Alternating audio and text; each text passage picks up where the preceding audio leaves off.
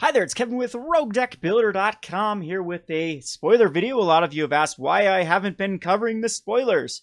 I've been busy with vacation in GP Vegas and just, as I've said before, an all-out blah with Magic the Gathering lately. I tend to go through cycles, and summer's not the best time for me as I want to be out doing things, hiking, fishing, out with the doggies, and Magic just takes a backseat. But there are some interesting things that were spoiled this morning. And I think that a lot of people come to my spoiler videos to hear my take on them. I tend not to be on the hype train like a lot of people are. Don't get me wrong, I do like bad cards, and I do like interesting cards, and I do like speculating on if cards are playable. And I think that I do see things more positively than negative things for the majority of times because I am a brewer and think the cards might have value in certain situations. But I am pretty much on the negative side with Hour of Devastation, with what a lot of people are hyping some of the cards. We'll get to those cards specifically, but so far not really impressed with anything that's been spoiled out of Hour of Devastation. Unfortunately, I think that Kaladesh is just a much more powerful set. It looks like they did a huge power reset with both Amonkhet and Hour of Devastation, which is probably needed because the mechanics of Amonkhet were obviously pushed. And there is a lot of hate cards that have been printed through Amonkhet and Hour of Devastation towards graveyards as well as towards artifacts. So that's a good thing for Standard. But we still, I think, need ways to deal with Planeswalkers, something like a Needle or like a Hero's Downfall or a Dreadbore type card. So anyway, let's just get right into these spoilers. The first one, I do like this card in theory. It's kind of awkward because it needs to go in a very specific deck. They want to, I would say, have a card with converted mana cost 7 or higher. This card is going to be called Reason to Live. And the first part of this, of course, we don't know that this is directly the right translation, but it should be quite, since we live in such a global market, the translation should be quite accurate. So it says, blue for a sorcery, you scry 3. And then for the aftermath portion of it, you can look at the top card of your library. If it's a creature card, you may reveal it and put it on the battlefield. This, once you go back into the more eternal formats like Modern and Legacy, of course, this seems more powerful because there's a lot more cards to set it up. Unfortunately, in Standard, all of the cards that want to enter the battlefield actually want cast triggers, like Ulamog, for example. I've had a hard time finding creatures that just want to come into the battlefield and get like a good ETB effect. Brood Monitor is still one of the more powerful cards. So until cards are printed, some of the bigger green or red or green-blue type cards, we do have some interesting like Sphinxes and things like that. Torrential Gearhulk to a...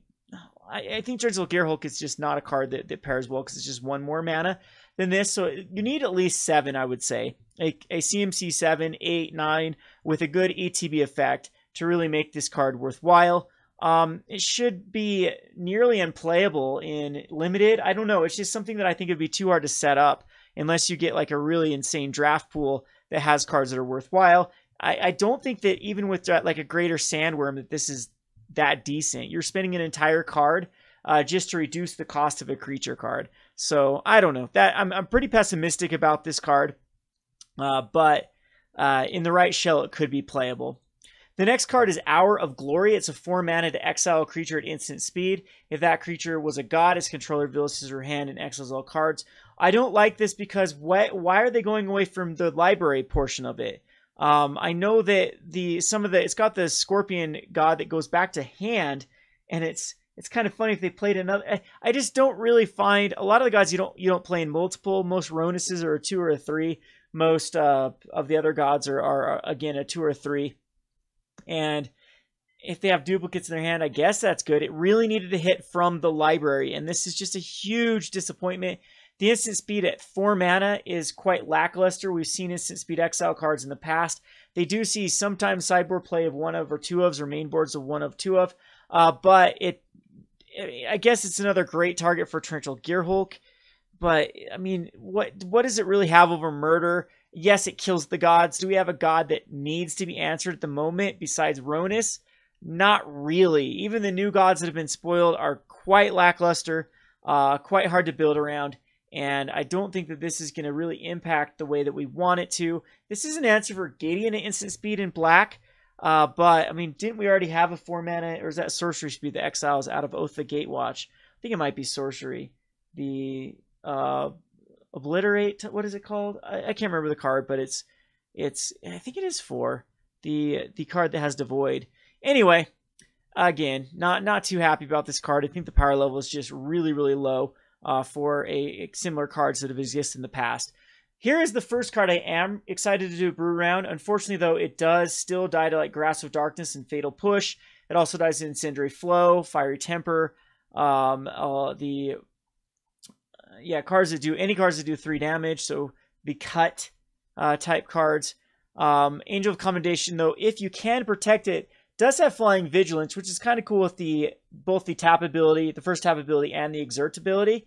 So the 2 and a white, exile another target creature, return that card to the battlefield under its owner's control of the next end step.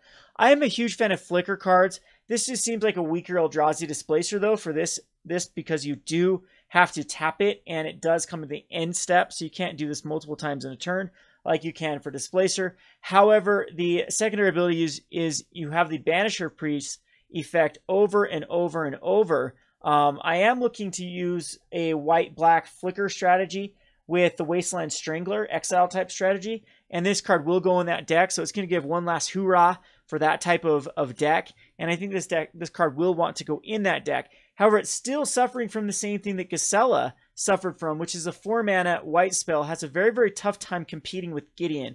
In what scenarios would you want to play this card over Gideon? You'd really have to have a deck that's tuned insanely for flicker, and just as I said with the Rise Fall, there's not a lot of ETB effects that I think are going to want to be played with the Angel of Condemnation. There's no Dragonlord Atarka, for example, or Thragtusk, or cards in the past that have got insane value out of re-entering the battlefield over and over and over, with the exception of maybe Torrential Gearhulk, Noxious Gearhulk, but even those are quite lackluster when you have to spend a lot of mana into doing so. So Angel of Condemnation is kind of a neutral, maybe a thumbs down. The next one is Unesh, the Cryosphinx Sovereign. This is a cool card. I'm not sure if it's playable in like constructed. It allows Sphinx spells you cast to cost 2 less. Maybe this will cause a price spike for Sphinx of the Final Word. However, it is not really reducing it that much. I mean, 4 into a 7 would be, or 6 into a 7. The reduction would be insignificant at that point. Whenever it or another Sphinx in the battlefield, you get to reveal the top 4 cards of your library, and opponent separates those cards, put 1 pile into your hand, the other into a graveyard. So it does loot. Can help for Delirium, can help for cards to come back. Again, Sphinx of the Final Word is probably the best Sphinx at this point. I'm trying to think of other Sphinxes that exist. I know there's quite a few. There's the 5/3 that has Embalm. That works really well with this because the Embalm actually does trigger off this as well. Could we have a Sphinx Tribal? We're losing the best one after rotation. Maybe it needed like Flash. I'm not sure what would push this over the top. It does really work great with that Sphinx, the Embalm Sphinx, because that reduces it to 3. It does not reduce the Embalm cost, though. I don't know. Cool card. It is legendary, so you have a Sphinx Commander. Maybe we'll try our best at brewing one. Just does not seem to be... maybe that is pretty cool enough for a Commander deck. We'll give it a go. We'll have a vote to see which Commander. If you want to see the Scorpion King, the Unesh, I'll do it for this month's Rogue Commander deck. All right, Driven to Despair. This is the card that I'm the most excited about out of all the spoilers so far from the Hour of Devastation. I love these value cards, and maybe I was really into Fight, the Fight card that gave +2/+2 lifelink and then had the Fight mode on the back end, because these 2-for-1s really feel very much like the command runs. Cut Ribbons is already seeing a lot of play. I think that Driven to Despair is really good in the green-black deck. I'm also liking this in like a Sultai deck. Token deck is not bad either. So until end of turn, creatures you control gain trample, and whenever they deal combat damage to player, you draw a card. So this card is going to fill back up your hand for a really discounted rate of just 2. It is an instant speed. I guess that's one of the drawbacks, but they were very conservative when they printed these split cards, these Aftermath cards. The other end of the spectrum is Despair. The Aftermath is until end of turn, creatures gain menace, and whenever they deal combat damage to a player, they discard that many cards. So that player discards a card. That is really sweet too. So fill back up your hand, and then next turn dump out your opponent's hand. I think is really, really powerful in the right shell. Green-black energy still seems to be the best possible for this, because you can go a 1-drop.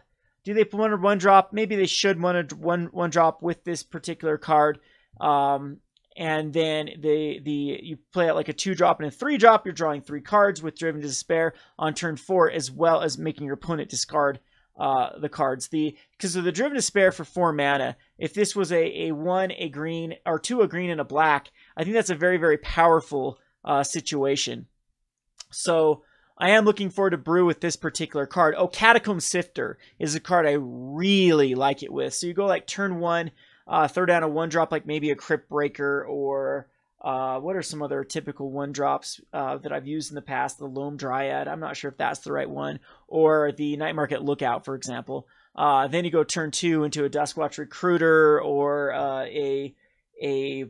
there's a ton of 2-drops, Grim Flayer at that point, and then turn 3 into Catacomb Sifter, and then turn 4 into this. This is just a blowout. You're drawing 4 cards, as well as your opponent is emptying their hand. Of course, that was kind of like a magical Christmas land scenario, but even if you get this for 2 and 2, that is huge swing and card advantage, just backbreaking.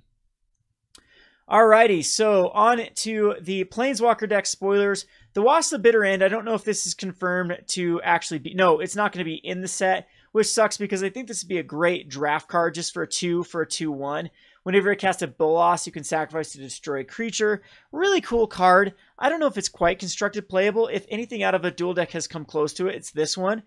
Maybe if they gave this Death Touch, that would make it actually playable. But a 2/1 flying for 2 mana is definitely reasonable. And then later on in the Grixis control shell, if you cast a Bolas Planeswalker, that's pretty sweet. Then to destroy a creature.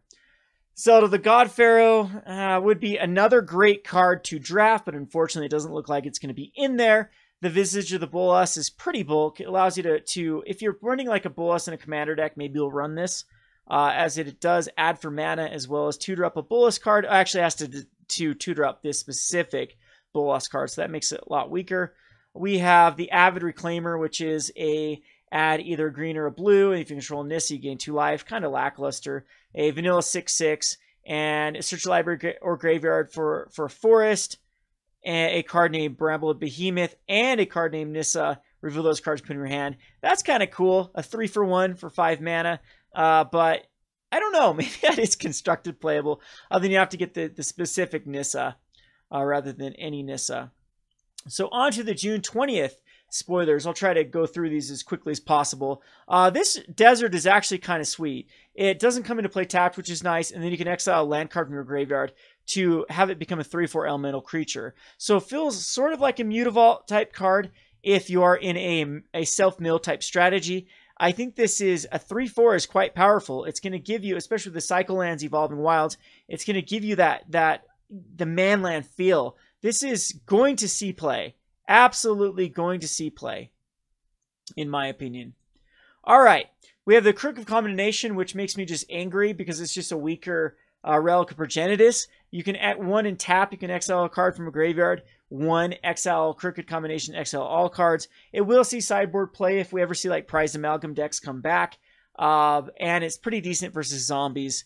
But it's quite weak nonetheless. Doesn't draw you a card. Doesn't cost 1. It's just a strictly worst Relic of Progenitus, which I think Relic would be perfectly fine for Standard. And is something that I think we do want to reprint for in Modern. And if there ever is a Frontier format, we definitely need those type of cards to fight off like the Delve or just the Graveyard Shenanigans that is just going to happen eventually. Here's the next card that everyone is talking about as Solemnity. Or Solemnity, however you pronounce this card. Players can't get counters. Counters can't be put on artifact creatures, enchantments, or lands. People have already started to have some shenanigans with like Phyrexian Unlife. Helps you against Infect. It is okay to combat energy and counters. But as far as Standard is concerned, I talked about this in a comment in one of my videos. I think this is a piss poor way to deal with energies. You have to use your turn 3, which your opponent has probably already got some value out of their energy strategy. And then it is just, if this does become such a problem, you can still run cards like Natural State to get rid of it. So it's going to fall victim to people already siding against like Anointed Processions or any other enchantment or something that basically an artifact or enchantment, can still be cast out.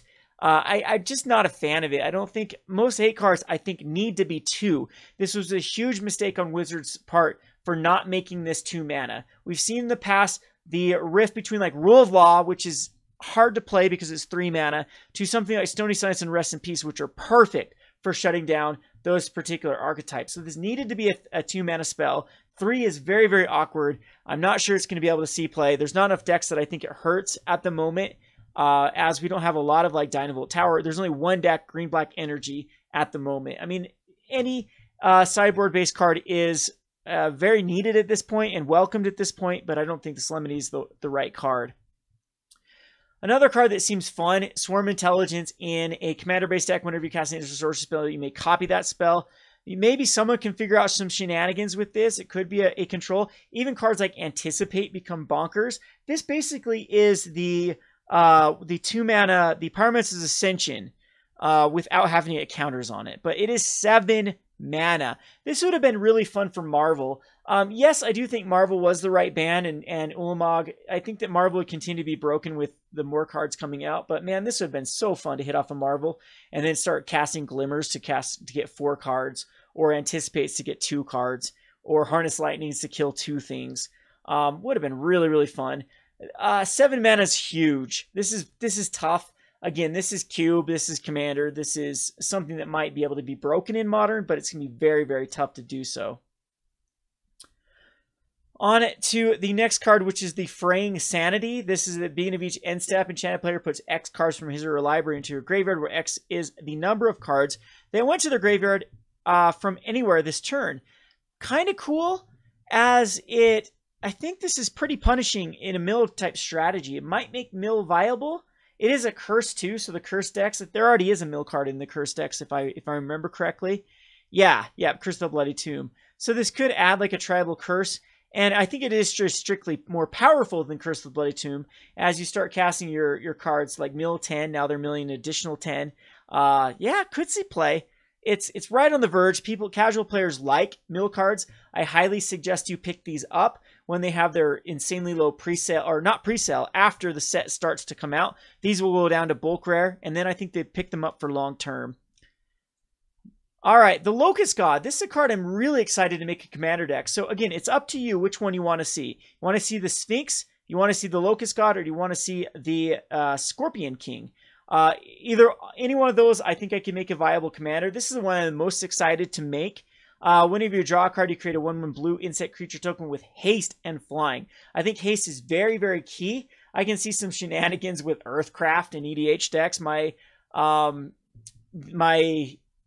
Animar deck might want this card. I highly doubt it. I do run some pretty broken cards. Again, Cryptothrite and Earthcraft.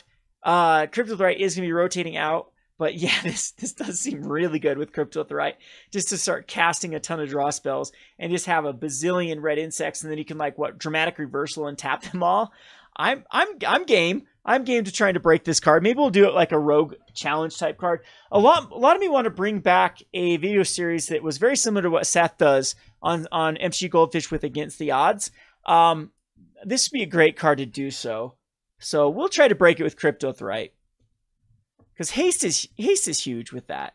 So haste and untap. How do we do that?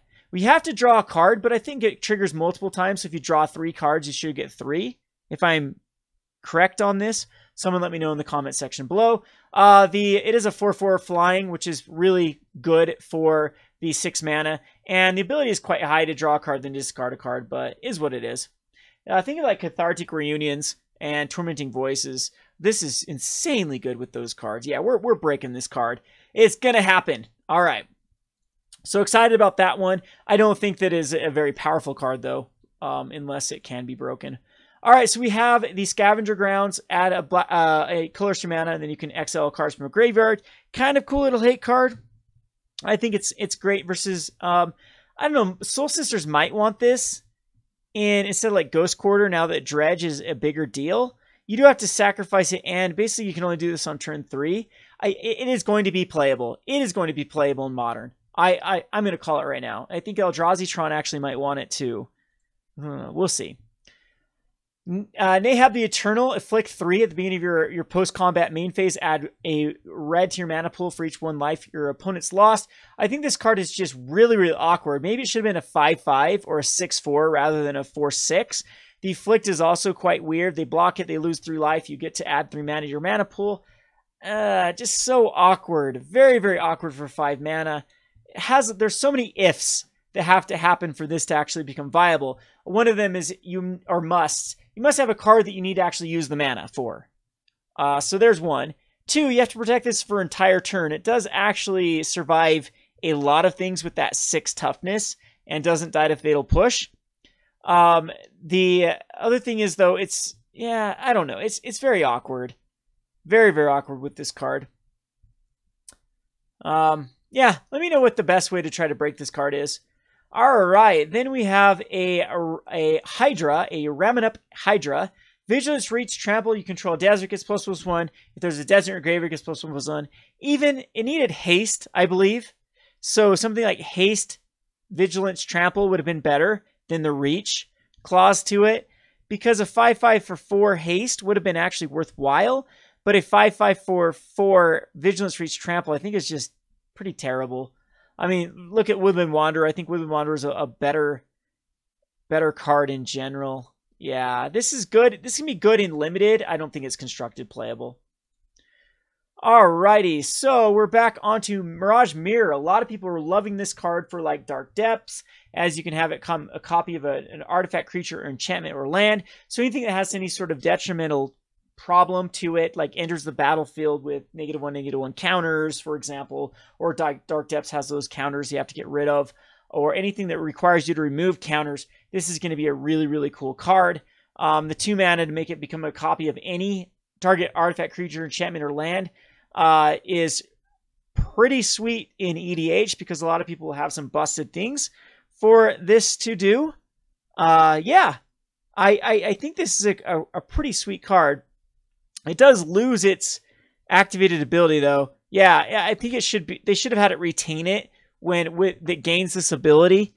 Then you can do multiple things on that turn, like activate it to get some sort of effect, and then use it. Maybe that'd be too tough. Maybe that would allow for some infinites. But I think this is a pretty sweet card for EDH especially, and I'm sure people are going to find some broken things.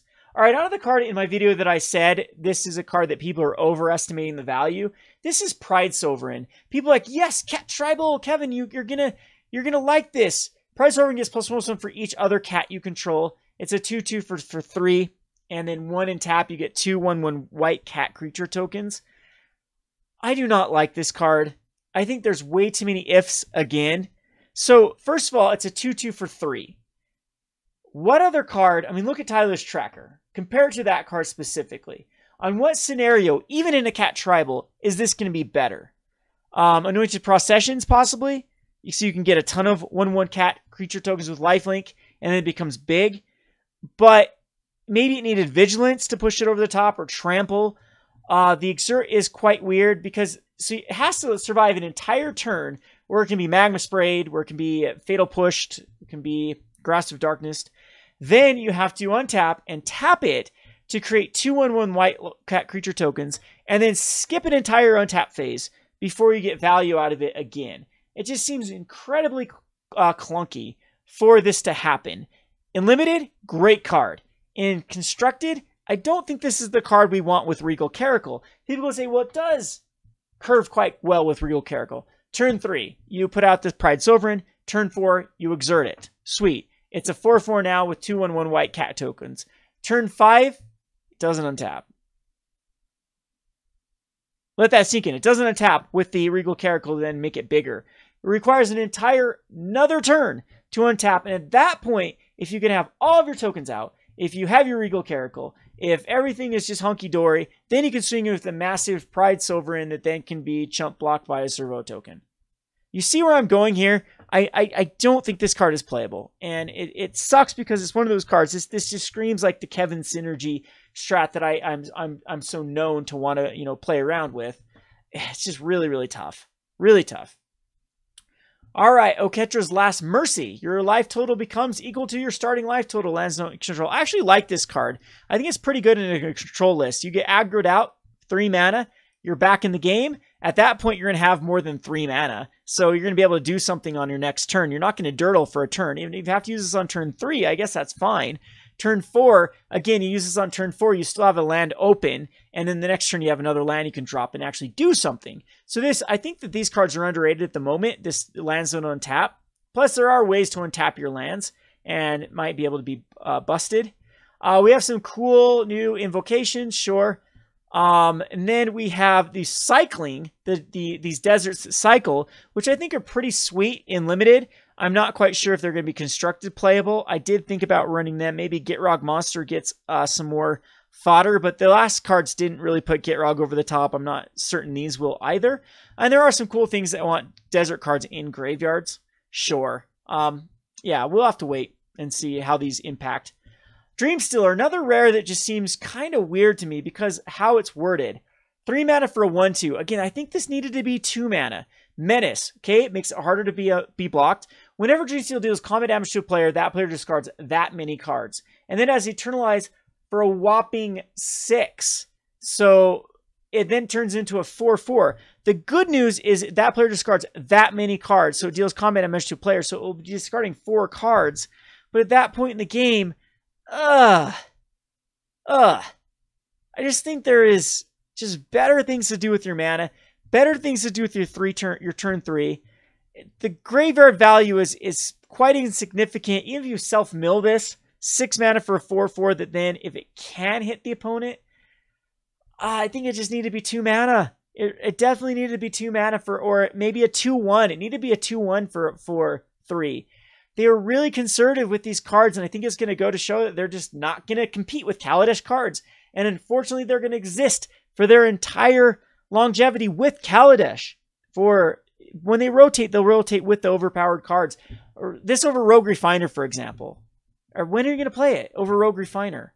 Or, I mean, Rogue Refiner is different colors, but I mean, what is another 3-drop card that Black utilizes at this point? Not a fan of it. Maybe I'll be proven wrong. Maybe this does have some playability. Supreme Will. This card's actually really cool. You can either counter a spell or look at the top 4 cards of the library and put one in your hand. This is exactly what blue wants. I think this is the premier counter spell. I think it's better than Void Shatter. I think it's better than Disallow, even though Disallow does have some versatilities versus cast triggers and things like that. But this is what blue wants to be doing. Hold up counterspell mana, and if they didn't cast a spell, loot it away. This is Censor all over again. Insanely good card. Blue mages wanted some counter magic. The problem though is Wizards really is on this fine line where is the counter spells when you have them at 2 mana just become so busted and warp the format. But at 3 mana they seem to be lackluster and then put the control deck behind. So yeah, I don't know. Really, really, really like this card. I actually think it's the best card so far out of the set as far as cards that are going to see play. We have the Planeswalker Nissa. You can untap 2 target creatures and 2 target lands. 7 mana is really tough. Creature gets +5/+5 and doesn't even get trample. Whoop-de-freaking-do.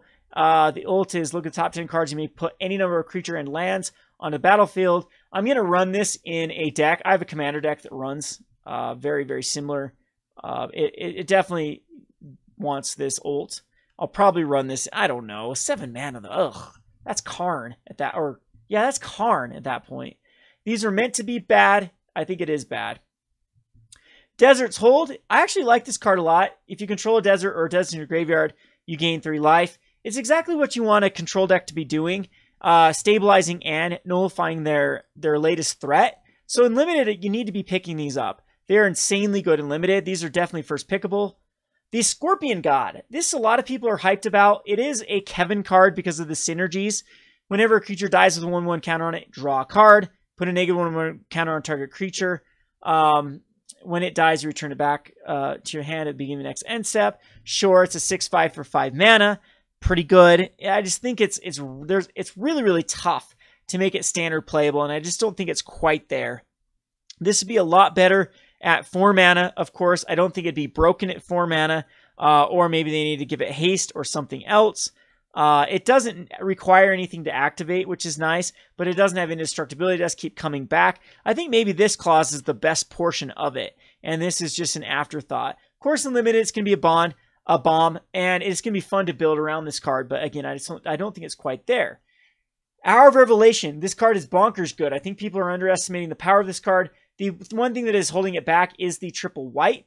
If Hour of Revelation costs 3 less to cast if there are 10 or more non-land permanents on the battlefield, I kind of like this with like a go wide token strategy. Even if you're casting the tokens, this is a good way to wipe the board and reset it. So it does require 10 to get it out early. So if there's some sort of insane, think of this in Modern though, if they're running like Empty the Warrens, it's a great little way to board wipe it.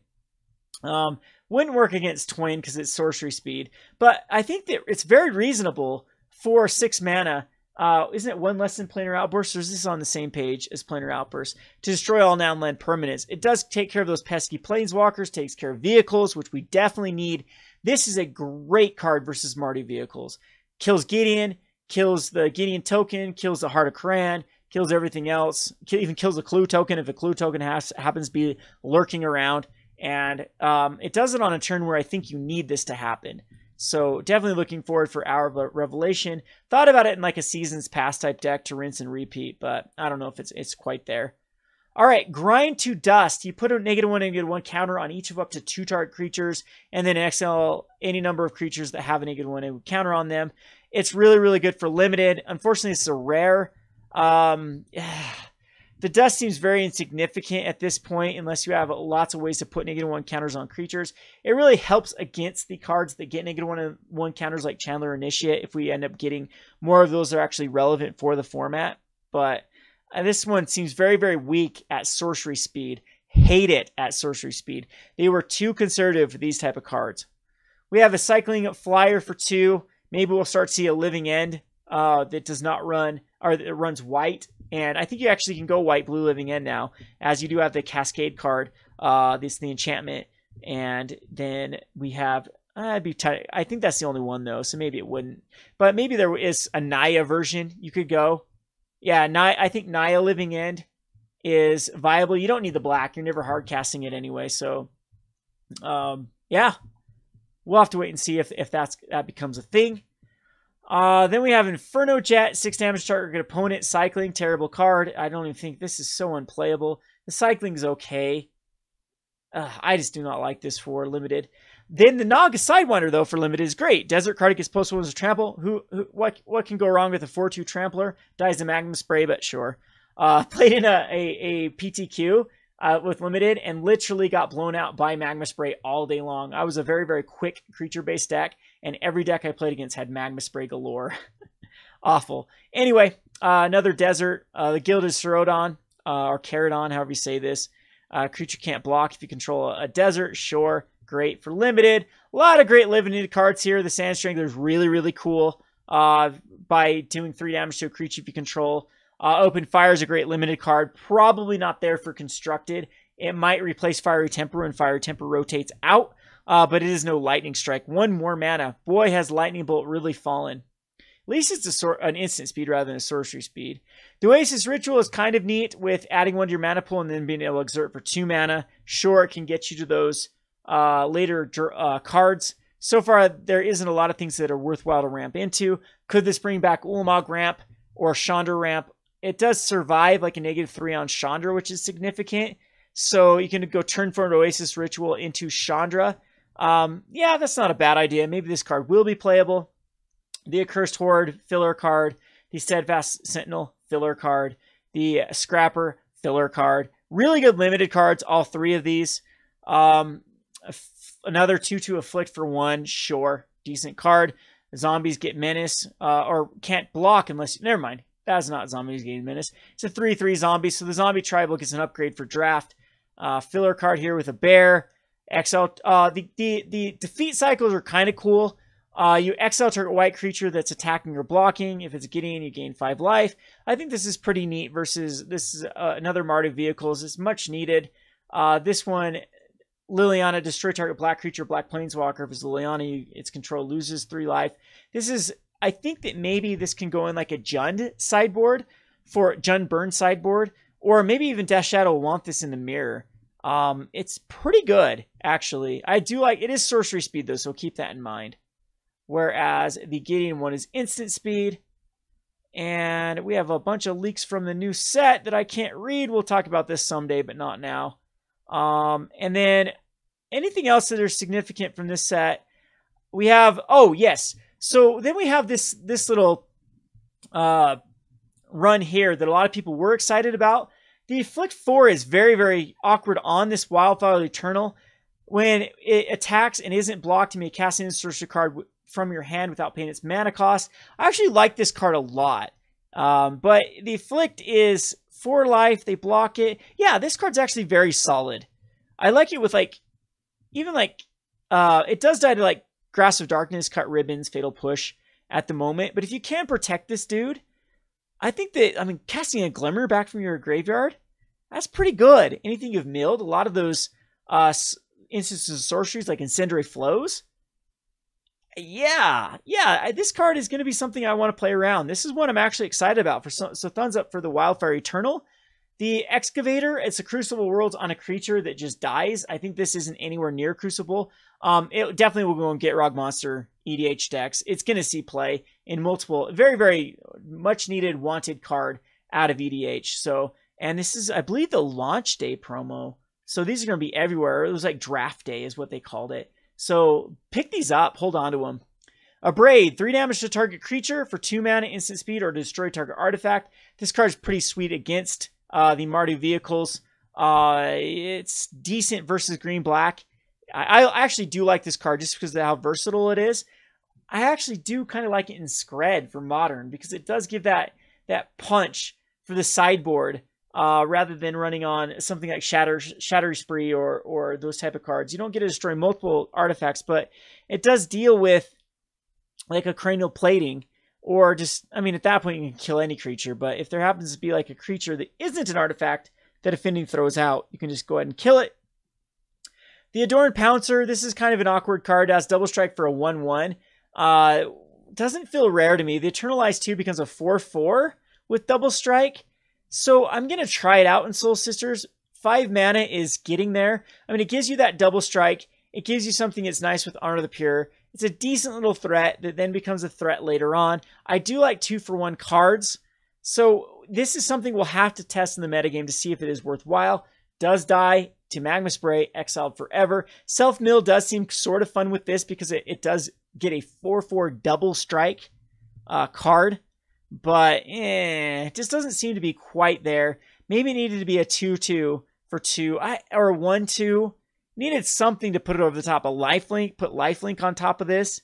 Yeah, I needed a lifelink. Come on, cats need to have lifelink. What's this nonsense? Then I would have liked it, but it's just not quite there. This Soul set just screams conservative. And if they want to do a power reset, they need to do it in the next block. Not in this one where it's just going to be overshadowed by Kaladesh. And I've said that throughout this video. I guess that's the theme. Nicolas is quite sweet with its abilities. Target opponent exiles 2 cards as one of the +1s. You exile a top card of your library, and then you can reveal if it's an online and cast it. And it deals 7 damage to a creature or opponent. The -12, each exile each non-land permanent your opponent controls is really, really good after you tick up, and then tick up, ult. By that point, though, the card advantage should get you there. Kind of awkward at 7. It doesn't feel like the old Nicolas or a Karn, but it is definitely playable. Samit as well. Samit gives a creature double strike. It's very awkward. The abilities don't seem to synergize that well. You can do 2 damage divided, so it's got the split 2 damage to Twin Bolt built into Samit. You can utilize it twice before it dies, or utilize it, uptick it, utilize it, which is good against go wide strategies, but not very good against Mardu, Green Black Energy, Teamer Energy. Very, very lackluster at that point. Giving double strike to a creature, it would mean what 3-drop wants double strike. Ronus, sure. At that point, we'll take Brawler. That'd be kind of fun. It's swinging for 8. Maybe giving it Hasten. Maybe that's too good to give it Hasten double strike. But the card is kind of awkward. It does synergize with Glorybringer quite well. Yeah, swinging for 8. But are you going to play this over Bristling Hydra or Arlen Cord? At the moment, I'm not quite certain. The -7 is really, really sweet, though. So you search your library for up to 2 creatures and/or planeswalkers and put them on the battlefield. People already comboed it with doubling season. Really, really sweet interaction there. But I think this card is just lackluster as well. Then on to the card that I think is the most playable out of every card so far. Maybe the counterspell is a little nod over it. Is Bantu's Last Reckoning. 3 mana, destroy all creatures, lands you control, don't untap. Super solid card. This is exactly where you want it to be. Again, it still has the same scenario. If you needed to cast it on turn 4, you drop a land, you wipe the board. That land, the land that you didn't use is still there. You drop another land, you have Grasp of Darkness. I think it's great. Turn 5, you're completely stabilized and ready to rumble. That's Nicolas coming out. That's Liliana coming out. You're golden. This card is insanely playable. I think it's great. I think people are underestimating it, and it's going to be exactly what we need for a Seasons Pass type deck or a black control type deck. So that's basically everything I'm going to talk about in this spoiler video, where we just approached 40 minutes. Hope you liked my insight, and looking forward to the discussion in the comment section below. Kevin with RogueDeckBuilder.com. Thanks for watching.